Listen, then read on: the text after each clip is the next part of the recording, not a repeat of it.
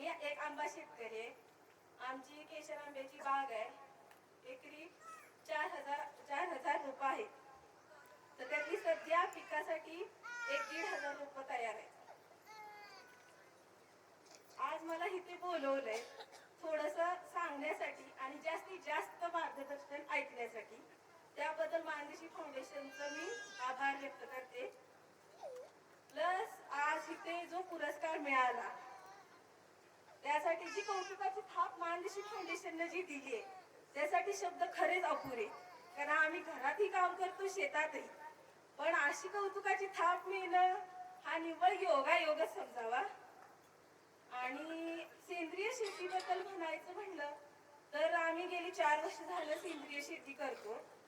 त्यासाठी आम्ही बाहेरची रासायनिक खतं बिलकुलही 0% शेतीसाठी वापरतो.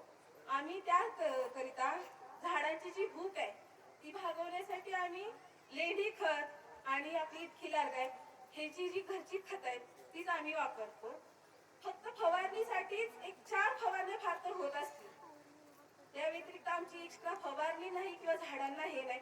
त्यामुळे मी म्हणजे आमच्या झाडाच्याच फळाचं मी कौतुक करीन की आंबा पिकल्यानंतरही तो खराब होत नाही.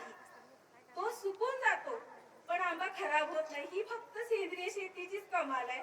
आणि मी सगळ्यांना विनंती करीन की विषमुक्त शेती करूया. सुरुवात आपल्यापासून करूया. आपण एक पाऊल टाकूया. 99 पावलं मानदेशी फाउंडेशन टाकते आणि करण भैया आपल्याकडे चालून येतात. आपल्याला माहिती विचारतात, माहिती सांगतात. आपण त्याचा फायदा नक्कीच घेतला पाहिजे.